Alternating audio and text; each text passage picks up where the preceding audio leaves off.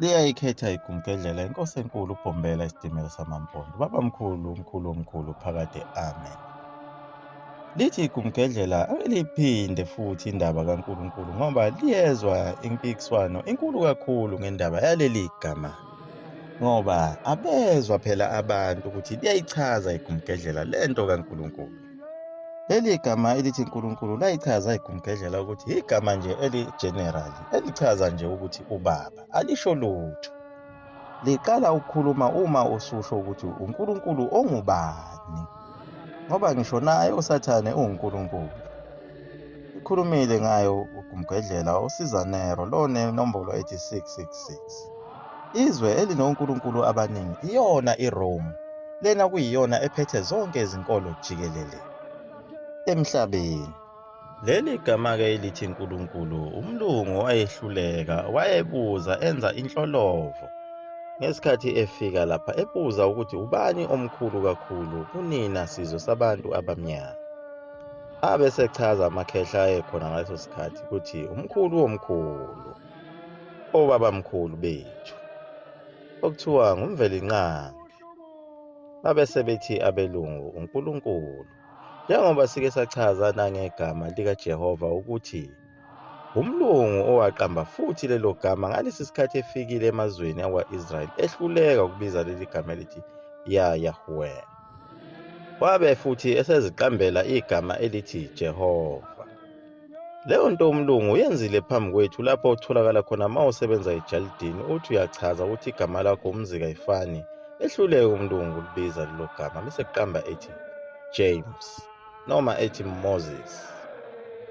Nakuwo lamagama asebhayibhelini amehlula futhi umlungu ngoba wawashintsha, ngoba igama elithi Davide uDawuda ngolimi lwakhona, uMoses uMoshe, uSawuli uSaluthi, uJobe u-Iyob, uSolomon uSalimani, uJohane umbhabhadisi uYaya.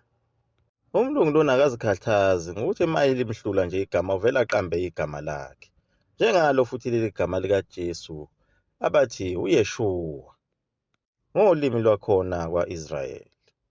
Kodwa leli gama lingcono uma ulibiza ngesiZulu ngoba licishe liyele ngakhona uma uthi Jesu noma uthi Yeshuwa. Kodwa uma ulibiza ngesingisi uma uthi Jesus Christ uvele kulahleke kakhulu, usukungasasho yena lo yamsindisi okwakuthiwa uYeshuwa Hamashai. Ababe bembuze ngokuthi uyahawashi. Konke kuphambanisile umlungu njengoba nakulo umlando wakhona lapha kwaZulu wayebiza inkosi yethu ngoShaka ekubeni igama layo uSigidi umlilwane. Yonke lempikiswano ibangwe nguye umlungu okuphambanisa amagama, njengoba abantu bexabana kangaka bengazi nokuthi uNkulunkulu yini yona leyo. Ngoba phela ukwenza kwethu thina kulamazwe ase-Afrika sidumisa onkulunkulu baseRome, njengokuba iChristianity yonke ireporta khona eRome uma uwumKristu nje na. Njengoba zonke izinkolo zethu zakhona lapha e-Afrika zingaphansi kobuKristu, ubuKristu bungaphansi kweRome. Leyo Rome okuyiyona ilandela bonke labonkulunkulu abazithixo nemigubho yakhona okhisimusi lapho kusuke kugujwa khona imikhosi yezithixo, nama-Easter lawa esuke siwagubha, sisuke futhi sisadina yena uNkulunkulu ongumenzi wezulu nomhlaba, loyo kuthiwa phela nguYahweh. Ingakho uthola abantu uma bekholwa njena kodwa bengaligcini isabatha ngenxa yokuthi isabatha liyaphambana noNkulunkulu waseRome. eRome bakhonza uNkulunkulu welanga. Lokho kuphoqa ukuthi usonte ngeSunday, ube yiSunday worshipper, iSunday, usuku lwelanga. Kuthi alizibale lezi nsuku ukuthi zichaza ukuthini igumgedlela. Asiqale ngalo lolu suku lodumo lokudumisa kwethu. iSunday. iSunday usuku lwelanga lokudumisa ilanga, bese kuthi uMonday usuku uMoon Day, usuku lwenyanga lokudumisa uNkulunkulu oyinyanga. uTuesday basuke besho uMars, lona phela kumaplanethi oba nguNkulunkulu onguTyre. uWednesday iMercury, iplanethi onguNkulunkulu ongu-Odin. uThursday uJupiter onguNkulunkulu onguThor. uFriday kube uVenus, ongunkulunkulu ongufriji. Bese kuthi khona eRome lolu suku lweSabatha, usuku okuthiwa i-washing day, ukuba uzenzele imisebenzi yakho yasekhaya. Ingakho-ke le nkolo yamaRoma yayiphambana kakhulu nenkolo yakwa-Israyeli ngenxa yokuthi bona kwa-Israyeli lolu suku lweSabatha babengasebenzi bengenzi lutho, usuku lwabo lokudumisa uNkulunkulu.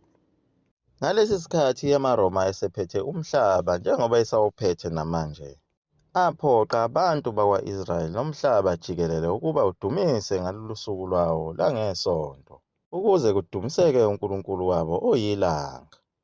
Njengoba kusuke kukhulunywa nge-Son of God, kukhulunywa ngelanga, hhayi indodana le ecatshangwa nguwe. Le ndodana kuthiwa iwumsindisi eyafayo kusuke kukhulunywa ngelanga. Njengoba thina sisuke sigubha ama-Easter, kusuke kusho ukuthi ilanga lisuke lifile ngenxa yokuthi emazweni akhona ilanga kunesikhathi lapho makungena ubusika bakhona elishona khona lingabe sabuye livele. Lithatha izinyanga eziningi leli langa lingaveli, lize liyovela uma sekuDisemba. Ngalesi sikhathi selizalwa khona ilanga, bese bethi kuzelwe indodana, kuzelwe isan. Wena kucabanga-ke indodana yomuntu ezelwe, kanti kukhulunywa ngelanga ngenxa yokuthi lisuke selivela ngoDisemba. Bese bejabulela ukuthi ubusika sebuphelile. Phela leya ndawo inamaqhwa, ingako ubona no-Father Christmas begqoke lawa amajazi abawagqokayo, kukhandwa nezidulu ezikhandwa ngama-ayisi. Bajabulela ukuthi ubusika buyaphuma, sekuzongena ihlobo kubona. Wena kade langena kuwe ihlobo. Uma begubha lo mkhosi wabo kaKhisimuzi, kusuke kudunyiswa lesi sithixo sabo, lesi phela kuthiwa umoloki. Lesi sithixo siyahlatshelwa, sihlatshelwa izingane ezingamazibulo akuwo lowo nyaka lowo ezisuke zizelwe. Uyamthatha lo mntwana wakho oqala ozelwe, ukhuphuke naye njalo umise kuso lesi sithixo, ufike umphose lapha emgodini, kunomlilo khona ovuthayo, ashe aze aphele. Ingakho uNkulunkulu ethi laphana kuLevi 18 verse 21, nize ningasihlabeli lesi sithixo, kodwa kuze kube namhlanje siyajabula, sizobe sihlabela nje ngaye uKhisimuzi, ngoba sidumisa onkulunkulu baseRoma abazithixo. Kodwa sibe sizikhohlisa sithi silandela uNkulunkulu owadala izulu nomhlaba, njengoba singagcini ngisho iSabatha leli.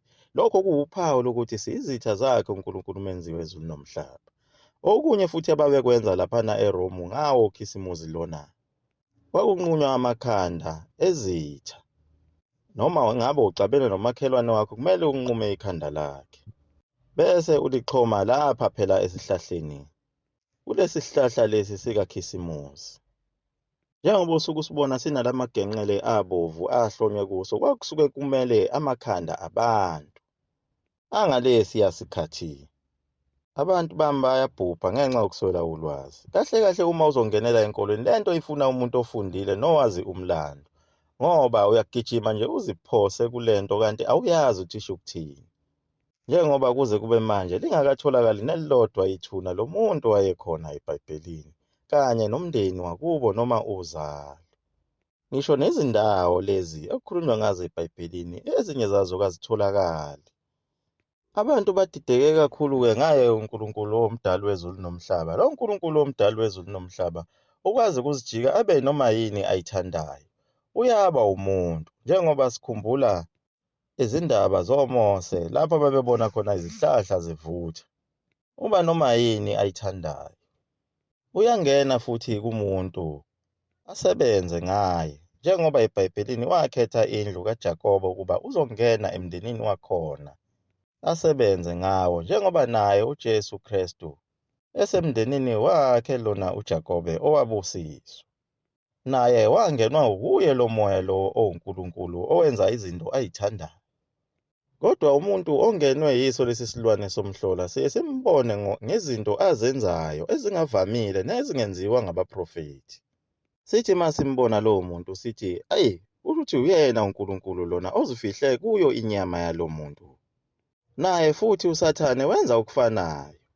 Kuyenzeka umuntu uma eseyisigebengu kakhulu ehlula ngisho amaphoyisa sithi udeveli uqobo lwakhe. uNkulunkulu noSathane benza ngendlela ethi ayifani. Yebo, uNkulunkulu akasona isilwane njengoba abantu becabanga.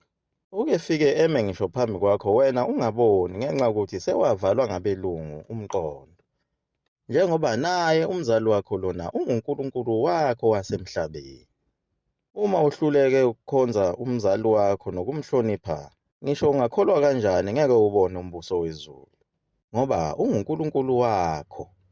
Bakhona nonkulunkulu bezigebengu okuthiwa onengelekejane nonongoloza. Uma ulandela uNkulunkulu umenzi wezulu nomhlaba, bonakala ngokuthi ugcine isabatha nokuthi ungazidli lezi zilwane athi uNkulunkulu zingadliwa. Liyaguqa lapho igumgedlela.